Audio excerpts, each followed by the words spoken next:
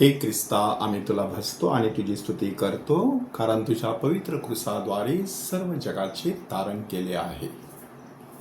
पवित्र शनिवारचा दिवस, अतिशय धीर गंभीर अशा प्रकारचं वातावरण. राजा झोपला आहे. तो निवांतपणे निद्रा घेत आहे.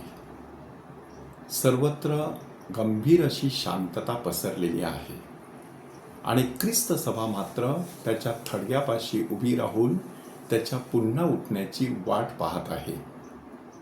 आणि म्हणूनच ती शनिवारची सकाळ इतर सगळ्या सकाळपेक्षा वेगळी. देवळामध्ये पवित्र मिस्साबली नाही. देवळामध्ये कुठल्याही प्रकारचा विधी साजरा केला जात नाही. तर येशूच्या थडग्यापाशी उभ्या असलेल्या पवित्र मरियेवरती लक्ष केंद्रित करण्याची परंपरा बऱ्याच ठिकाणी आहे. प्रभू येशू ख्रिस्ताच्या दुःख सहनामध्ये पवित्र मरिया सहभागी झाली. क्रूसाच्या पायथ्याशी असताना ती आपल्या पुत्राकडे पाहून काय म्हणत असेल स्वतःच्या मनातल्या मनात. फादर थॉमस स्टीफन्स यांनी त्याचं वर्णन किती कारुण्यमय शब्दामध्ये केलेलं आहे. तुला वल्किते आकाश चोराच्या संगती, की दोन्ही बाजूला चोर आहेत आणि त्याच्यामध्ये तू टांगलेला आहेस. आकाशाने तोंड काळं केलेलं आहे, ते तुला ओळखतं का? अशा प्रकारचा प्रश्न पवित्र मरिया आपल्या पुत्राला विचारत आहे, अशी कवी कल्पना फादर थॉमस स्टीफन्स यांनी केलेली आहे.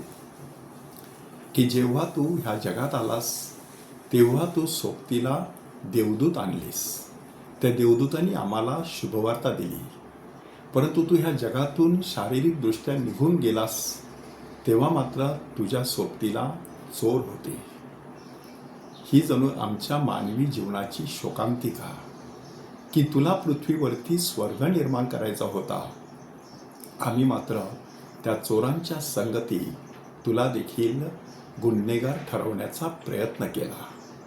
अशा प्रकारची ती परिस्थिती पवित्र मरिया स्वतःच्या डोळ्यांनी न्याहाळते. येशूच्या मरणाचा प्रसंग सुद्धा फादर थॉमस स्टीफन्स यांनी किती सुंदररित्या केलेला आहे. की माझ्या माथ्याचा मुकुट खाली पडला, माझ्या गळ्यातला कंठहार खाली सांडला. प्रभू येशू ख्रिस्ताच्या जाण्यामुळे माऊलीच्या काळजात जी कालवा कालव झालेली आहे, त्याचं असं धीर गंभीर वर्णन फादर थॉमस स्टीफन्स यांनी केलेलं आहे. आणि म्हणूनच शनिवारच्या सकाळी जणू काही माऊली एकटी पडलेली आहे. तिच्या सोबत वेळ घालवला पाहिजे अशी सर्वसामान्य भाविकांची समजूत असते. खरं पाहता त्या माऊलीच्या दुःखामध्ये दुःखी माऊलीच्या पासाच्या वेळेला आपण सहभागी झालेलो असतो. म्हणून इथे खऱ्या अर्थाने माऊलीच्या दुःखावरती नव्हे तर प्रभू येशू ख्रिस्ताच्या थडग्यावरती लक्ष केंद्रित करावं अशी ख्रिस्त सभेची शिफारस आहे. ते थडगं कसलं प्रतीक आहे की त्या ठिकाणी राहून त्यांनी सर्व मृत भाविकांची थडगी पवित्र केली, त्याचं प्रतीक आहे.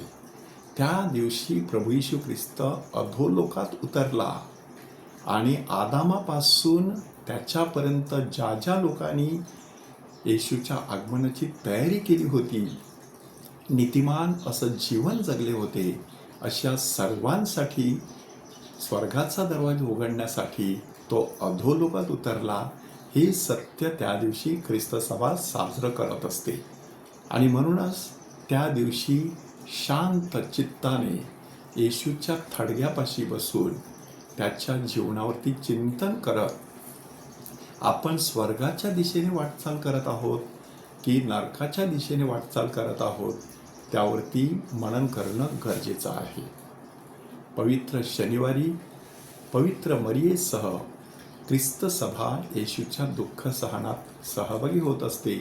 आपण देखील त्या दुःख सहनातील त्या शेवटच्या टप्प्यामध्ये येशूशी एकरूप होऊया. हे प्रभो आम्हावर दया कर, हे प्रभो आम्हावर दया कर.